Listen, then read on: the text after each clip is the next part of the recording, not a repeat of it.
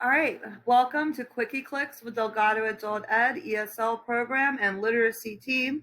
Today we're going to do lesson 4 from Making Sense of Decoding and Spelling for Adults. The workbook is attached below. You can check it out and print it out if you would like, or just copy along with us.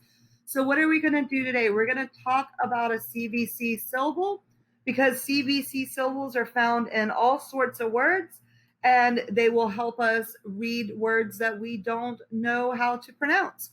So the CVC usually has a consonant, then a vowel, then a consonant, and it has a short vowel sound. It's like ah, eh, right? Not the long vowel sound. And it can come in a variety of ways. The rule is it must have one vowel and it must end in a consonant. It's okay to end in two consonants.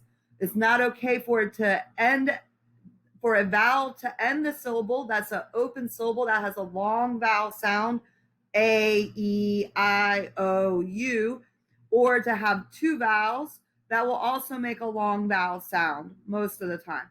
So, but those are still not CVCs, right? CVC is one vowel and a final consonant at the end. All right, so we have some words for you to look at here. We have chip, tramp, need, egg, lake, scrap, and so. Some have long vowel sounds and some have short vowel sounds. Which ones are the CVCs? They are chip, tramp, egg, and scrap, right? Short vowel sound. So in the lesson they have for you, it's called a document of the day, and they ask you to read it and do a specific activity. Here they would like you to underline all of the words that have multiple syllables, that have multiple beats, right? So it says, would you like to learn about investment from the experts? Come to Manhattan and meet our fantastic staff who can help you find a place for your money, right? So like investment, 1, 2, 3 has 3 beats. It has 3 vowels, 3 CVC syllables, right? So they want you to underline those, underline the rest of them. What else is in there, right? We have this one. You see it, right? Okay, so how do you break apart a word that you might not know how to pronounce?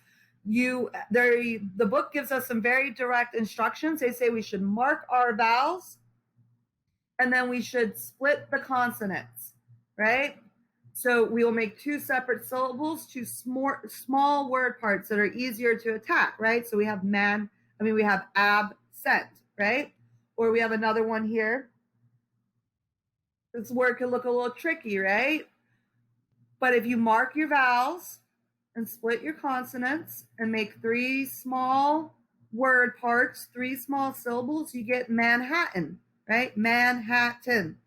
Separate it apart and then jam it back together, right?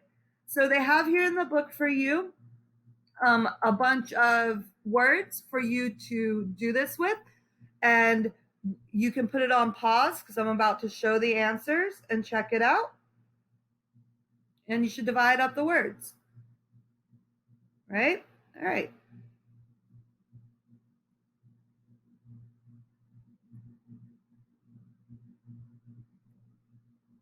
How'd you do? Did you get them all right? Can you pronounce them all?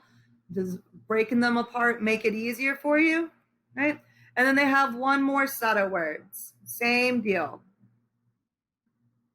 Should have given you the pause warning a little quicker on that one, right? All right. They also have some compound words on this list, and it's just a tip to look for words that have small word parts you recognize. So some syllables are words unto themselves, and that's okay, right? Here's just their list of rules. We won't read them to you now, for how to break the word apart, how to identify a word that you don't know, that you come across in something that you're reading. It's like when you're reading and you come to that word you don't know, take a minute, do these steps, and that's going to help you figure out the word, right? And then the last activity they have in here for us is the smooth reading, right? So you want to read to be very accurate and automatic, real smooth, no stops and starts, no ums like I always do, and prosody, having the right feelings for what you're reading, right? Okay, so here they have the smooth reading for you. And again, reading it smoothly. You should read it out loud. In class, we usually take turns reading back and forth. So if you have a partner that can read with you, that would be great. And you're just trying to be expressive and have fun with it, right? So last week, I went to see my dentist about some pain. The problem started when I was in a contest to see who could eat the most pies. All of a sudden, I bit into something hard. It was part of a plastic fork. The dentist did a full assessment and said I had a cracked tooth. Oh, that's no good, right? Okay, that's the end of lesson 4. We'll have lesson 5 coming up shortly, and enjoy your time in class when we get back in there. Thanks, y'all. Have a great day. Bye-bye.